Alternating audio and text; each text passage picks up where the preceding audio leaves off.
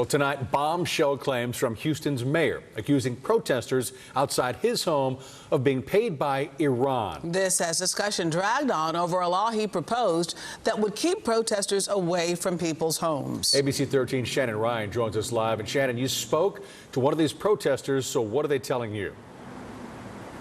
I did, and she dismissed this as a white supremacist trope and a dog whistle. Whitmire says he's just leaning on intelligence he's received, but says he can't be sure if it's true. When asked if he regrets the rhetoric because he's uncertain, he said no. For months, this is what the outside of Houston Mayor John Whitmire's home has looked like several nights per week. At a press conference Wednesday, he accused some of the pro-Palestine protesters of being professionals paid by Iran. I'm just going by the advice of Homeland Security, other departments, some higher than city government, that there is a connection to Iran.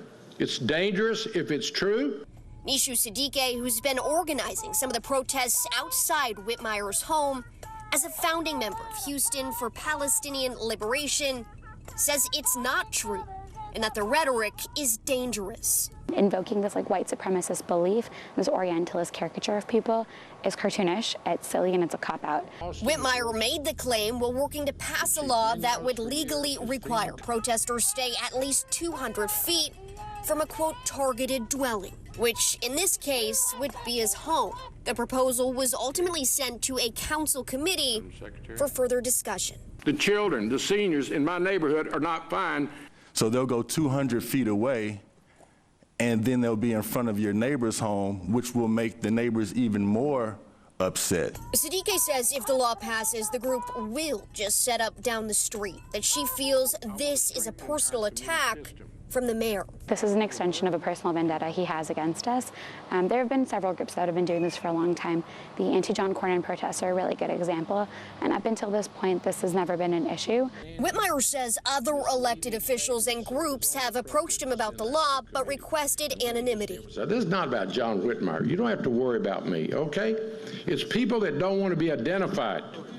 Our faith community, our mosque, our imams, the rabbis, our chancellors of our great institutions. We already have safeguards in place for obstruction or exciting a riot.